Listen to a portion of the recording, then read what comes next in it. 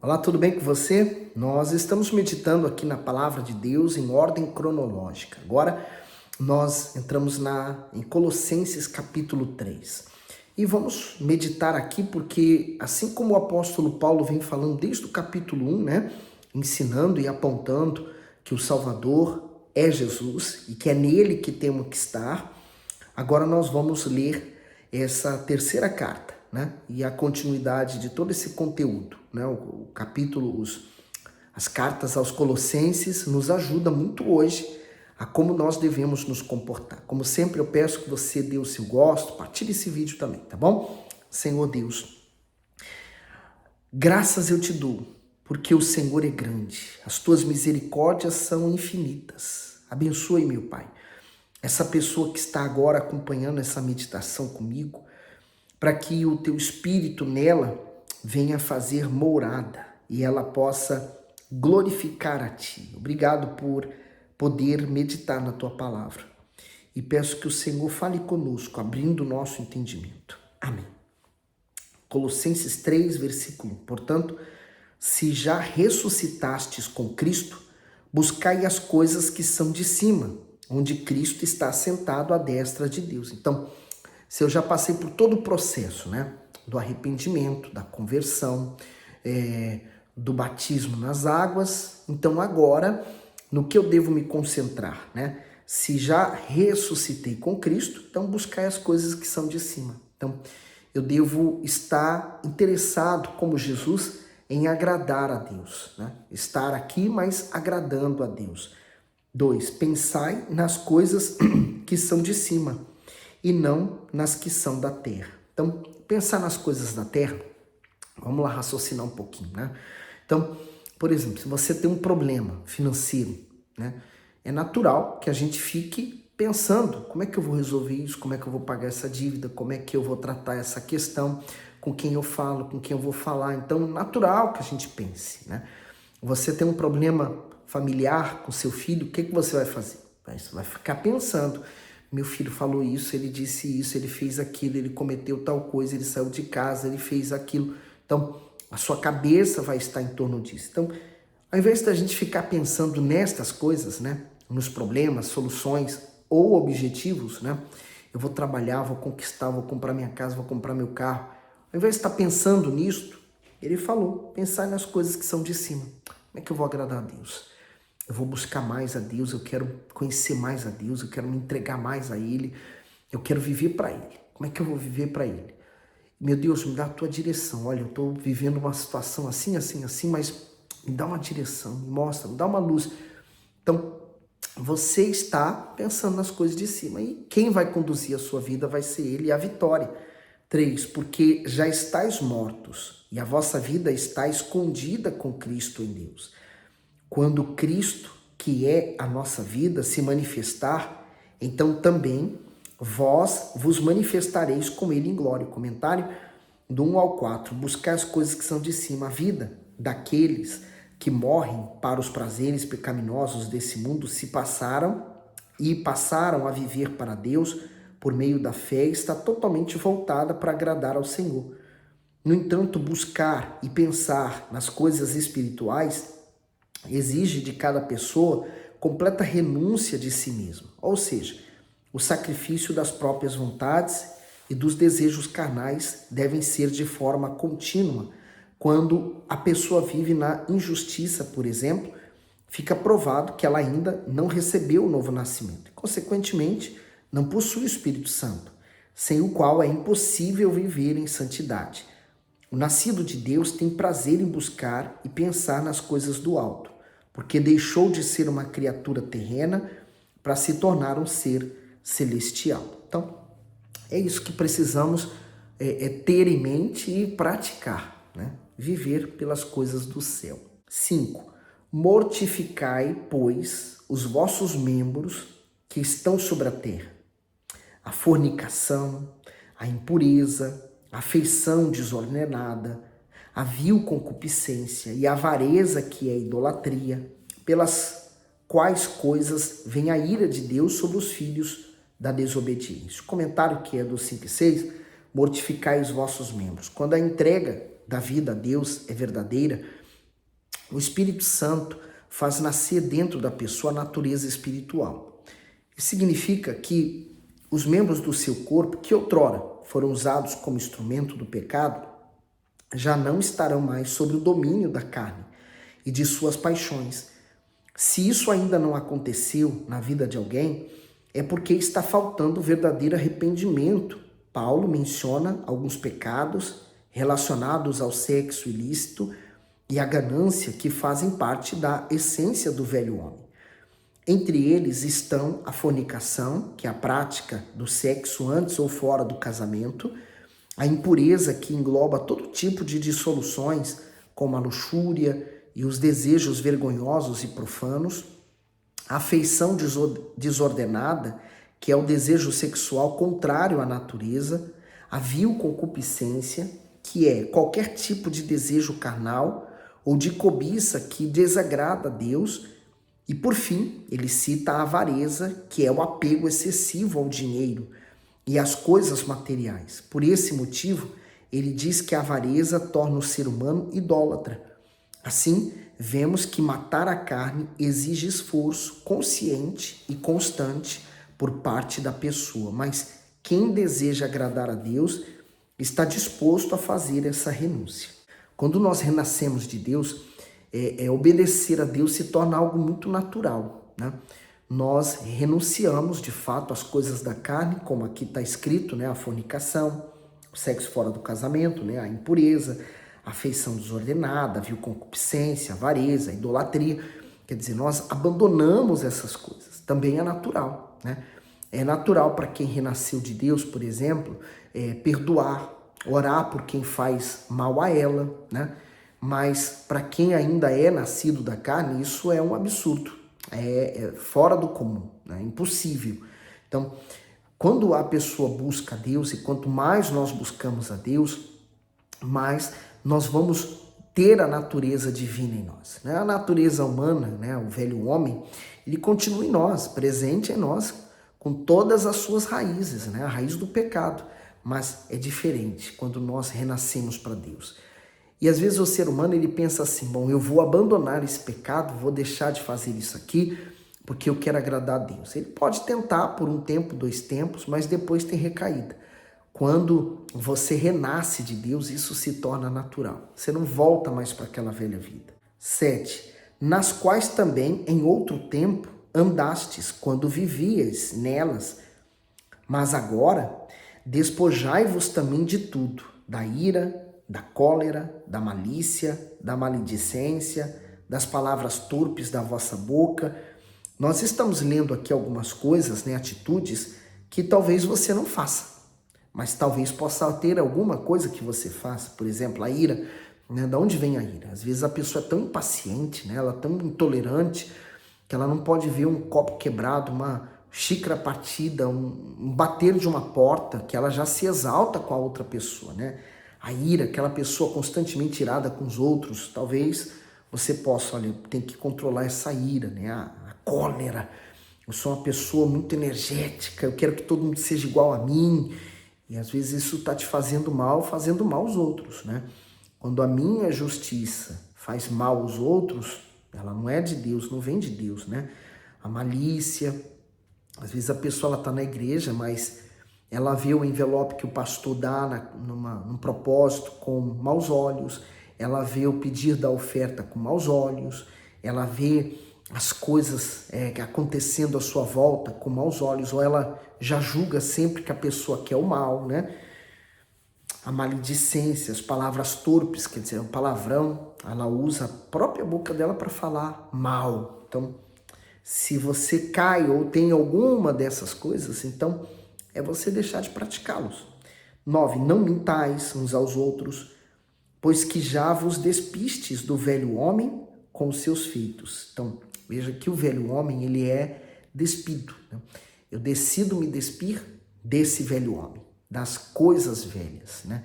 Então, se eu era uma pessoa muito mentirosa, então eu vou praticar a verdade. Vai ser difícil, mas eu vou buscar isso em Deus, eu vou buscar essa força naquele que me chamou e ele vai me dar.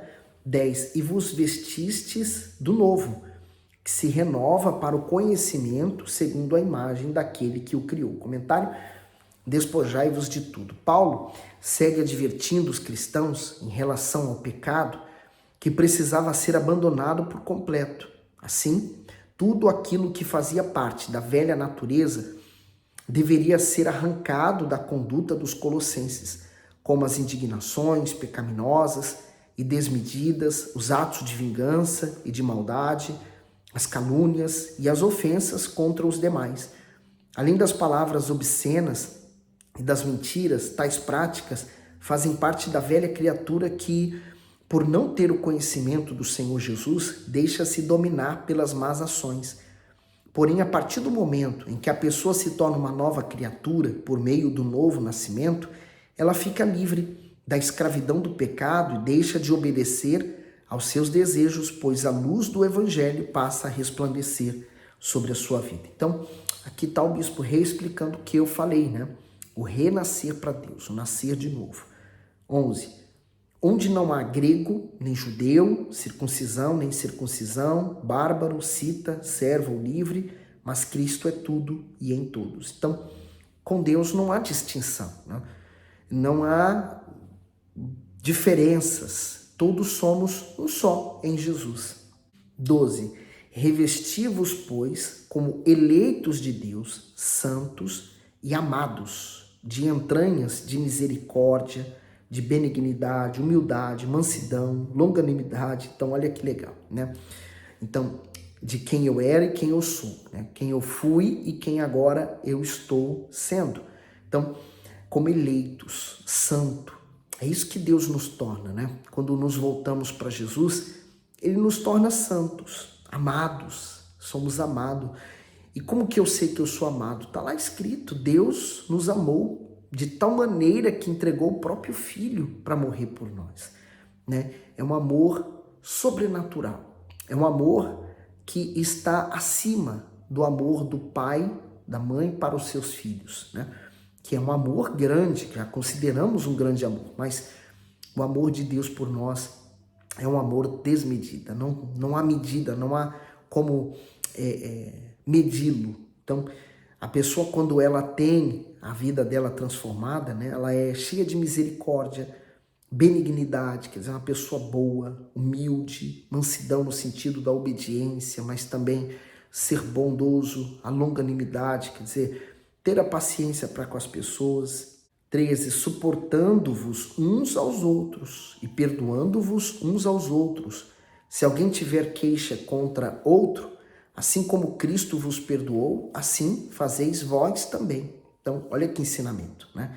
Suportando-vos não é falar, eu suporto fulano. Não, suportar é no sentido de você estar numa diferença espiritual daquela pessoa, né? Você olhar para ela e você ter paciência para ajudar aquela pessoa. Às vezes, por exemplo, eu como pastor vou ajudar a pessoa, não, eu já sei. Não, eu faço. Olha, você precisa ter fé. Não, fé eu tenho. Não, Deus sempre esteve comigo. Mas nitidamente a gente vê que Deus não esteve com ele, né? Com aquela pessoa. Então, ele está falando suportar, né? Você suportar os outros, perdoando-vos uns aos outros, né? E isso só é possível no novo nascimento. Fora dele é impossível, né? E se alguém tiver queixa, né? Assim como Cristo vos perdoou, assim também perdoai. Quer dizer, nos fazendo lembrar que as nossas feridas a Cristo foram muito maiores do que qualquer um que possa me ferir. 14. E sobre tudo isto, revesti-vos de amor, que é o vínculo da perfeição. Comentário: revesti-vos como eleito de Deus. Uma pessoa regenerada é aquela que foi transformada em uma nova criatura. Isso significa que pela ação do Espírito Santo aconteceu o maior de todos os milagres em sua vida, o novo nascimento. Portanto, o velho homem, com suas concupiscências, deu lugar a um novo ser, cujo prazer é agradar a Deus e viver com temor e santidade na sua presença. Assim, são os eleitos de Deus que foram separados, amados e escolhidos por Ele para manifestar a sua imagem neste mundo. Isto é, por meio da justiça, da misericórdia, da benignidade, da humildade, da mansidão, da paciência e do amor do Senhor Jesus. Os eleitos mostram o caráter divino aos demais. Paulo também exortou os colossenses a cessarem as contendas dentro da igreja. Com isso, o apóstolo ensina que quem possui o Espírito Santo manifesta os seus frutos e não tem dificuldade em perdoar quem o prejudicou. Afinal, o Senhor reúne todas as suas virtudes na nossa vida, a fim de que a demonstremos aos outros por meio da nossa conduta. Revesti-vos do amor, que é o vínculo da perfeição. Assim como Deus nos amou e nós recebemos esse amor, nós também passamos a amar, né? Eu só posso dar o que eu tenho. Então, se eu tenho o amor de Deus, o amor maior, eu não vou amar os outros. É natural, isso vai ser natural de mim, né? O amor sacrificial, o amor perfeito, né? Não o amor sentimento. 15. E a paz de Deus, para a qual também fostes chamados, em um corpo domine em vossos corações e sedes agradecidos. Então, nós fomos chamados para ter essa paz, né? E o Deus domina, através do Espírito Santo, o nosso coração incorrupto, né? Para sermos agradáveis a Deus. 16. A palavra de Cristo habite em vós abundantemente, em toda sabedoria, ensinando-vos e admoestando-vos uns aos outros com salmos, hinos e cânticos espirituais, cantando ao Senhor com graça em vosso coração. É isso que nós temos que querer, né? Que essa palavra habite em nós. Nós temos que pedir isso a Deus, que essa palavra entre em nós, faça morada dentro da gente para que a gente possa obedecer a Deus em tudo, né? 17. Quando fizerdes por palavras ou por obras, fazei tudo em nome do Senhor Jesus, dando por ele graças a Deus Pai. Então, tudo que nós fizermos, né? Se eu vou fazer algo, eu não faço de qualquer jeito, eu estou fazendo para Jesus. Você, mulher, vai fazer o seu almoço, né? Vai fazer o jantar, vai fazer a comida para a sua família. Você não vai fazer de qualquer jeito, você vai fazer para o Senhor Jesus, como se ele fosse comer na sua casa. Então você não vai oferecer o pior, vai oferecer o melhor. No 18, vós, mulheres, estáis sujeitas aos vossos próprios maridos, como convém no Senhor. Então, a sujeição, né? É saber o nosso ponto de lugar, né? O que temos que fazer. A sujeição, é claro, ela tem limites, mas ele fala o que a mulher deve fazer, porque a mulher é mais forte, ela é dominante. Então Deus falou, olha, seja sujeito aos vossos próprios maridos, como convém também ser ao Senhor. 19, vós, maridos, amai as vossas esposas, não vos irriteis com elas. Então, às vezes a pessoa fala, mas é um mandamento só para a mulher e para o marido. Está aqui, né? Para o homem é mais difícil amar ou demonstrar esse amor no sentido do sacrifício, né? Por isso que ele fala, não irriteis, não se irriteis contra elas, né? Pelo que ela faz. Homem e mulher são distintos, diferentes na forma de pensar, de agir, de se comportar. 20, vós, filhos, obedecei em tudo a vossos pais, porque isso é agradável ao Senhor. Então agora aqui no 20 ele se volta para os filhos, né? Às vezes o filho pensa assim, não, meu pai não sabe de nada, eu é que sei, né? Mas eles têm a consciência do que é preciso, né? Então, guarde as palavras dele. Às vezes o jovem, em quem que ele vai pedir conselho? Para outro da mesma idade dele, que também comete todo tipo de erro, quando ele poderia ter buscado um adulto, ter buscado uma pessoa mais velha, mais experiente. No 21, vós, pais, não irriteis a vossos filhos para que não percam ânimo. Quer dizer, também um mandamento para os pais, né? Não irritar os filhos, não provocá-los, né? Para que eles não se desanimem. No 22, vós, servos, obedecei em tudo a vossos senhores segundo a carne, não servindo só na aparência, como para agradar aos homens, mas em simplicidade de coração, temendo a Deus. E tudo quanto fizerdes, fazei-o de todo o coração, como ao Senhor e não aos homens, sabendo que recebereis do Senhor o galardão da herança, porque a Cristo, o Senhor, servis. Mas quem fizer agravo, receberá o agravo que fizer, pois não há acepção de pessoas. E para finalizar, o comentário do 23, 24. Tudo quanto fizerdes. Paulo orienta os cristãos a darem o melhor de si nas tarefas que executam, independentemente de serem reconhecidos ou não pelo que fazem. Em vez de buscar agradecimento dos homens, os colossenses deveriam fazer seu trabalho como se fosse para o próprio Deus. Muitos têm dado um mau testemunho da fé no Senhor Jesus, porque realizam suas funções de qualquer maneira. São preguiçosos, chegam tarde, não cumprem suas tarefas, suas responsabilidades com esmero, murmuram e não dão o melhor de si. Mesmo que o seu patrão seja uma pessoa incrédula, você deve trabalhar como se fosse para Deus. Dessa forma, o seu serviço será reconhecido e os que não conhecem o Senhor Jesus o glorificarão por causa do seu bom testemunho. Se você quer ser perfeito, agrade a Deus. Faça para Deus. É como esse serviço, né? Eu faço ele para Deus, para que seja o serviço para Deus. Então, você vai limpar a igreja, você vai limpar a sua casa, você vai limpar lá o seu trabalho, ainda que seu patrão seja incrédulo, mas você não faça para ele. Não faça para ninguém, faça para Jesus. Então, se você tiver isso em mente, você vai sempre fazer o melhor, tá bom? Que Deus continue abençoando, iluminando você. Até o próximo vídeo.